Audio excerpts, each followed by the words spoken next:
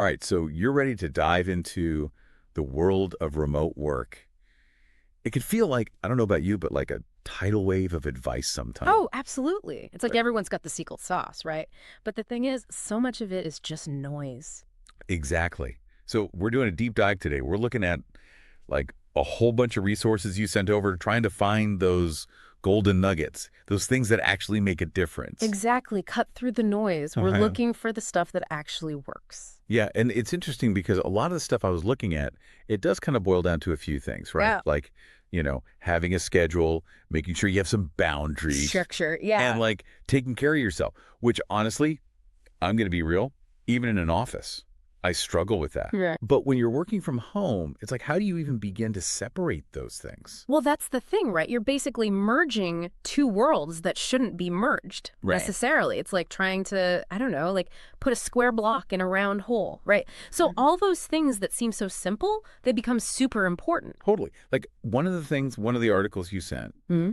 the Remote Work Renegade, Oh, yeah, yeah. talking about creating a workspace, Yeah.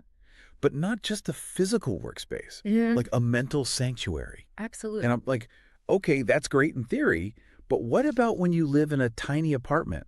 What do you do then?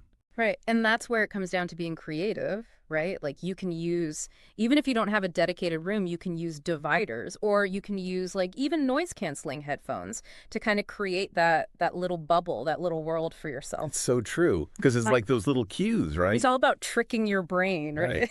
Like at the office, you smell the coffee brewing, right? Mhm. You're in work mode. So Uh-huh. do that at home. Light a certain candle. Only light that candle when you're working. Oh, I like that. I love that.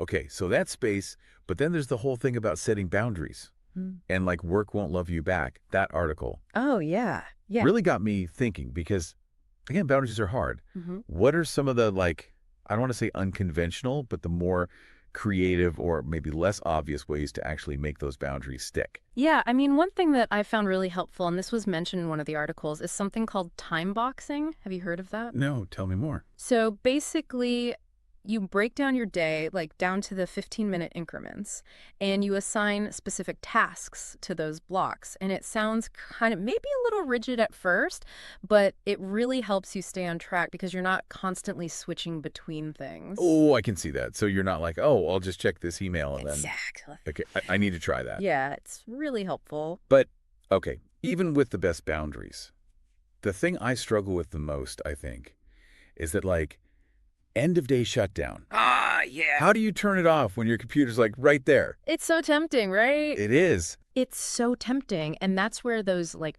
rituals are so key. Like we were talking about with the sensory cues, it's the same thing at the end of the day. You need something to signal that transition. So maybe it's like, even if you're not physically leaving an office, maybe you take a walk around the block. Maybe you listen to a podcast, something that kind of replicates that separation.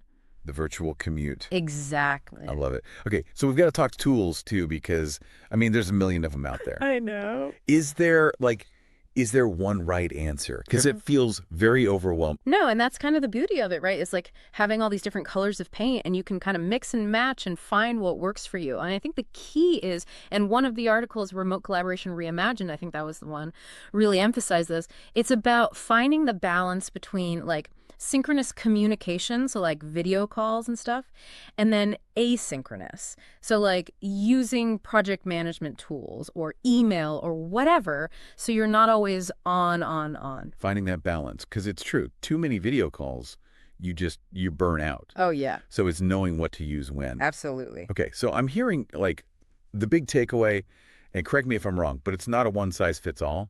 It's about figuring out what works for you. 100%. It's about creating a system that supports the way you work best. Yeah, and I think it's also about giving yourself permission to experiment. Like, it's not going to be perfect from day one. No. And that's okay. You're going to try things. You're going to be like, oh, that didn't work, and that's okay. Yeah. Adjust, move on, try something else. That's such a good point. It's Wow. like anything else. It's a process, right? Exactly. Well, on that note, as we kind of wrap up our deep dive here, I think the thing I want to leave people with is what works for one person might not work for another. And that's okay. Like, find your thing, find your rhythm. Absolutely. And I think the real question is, now that you have this flexibility, what does your ideal workday look like? Like, what does that dream scenario look like? And then how can you use the tools and the resources and the flexibility that you have to make that happen? Ooh, good question. Right. Okay, on that note, we'll leave you to ponder that one. Absolutely.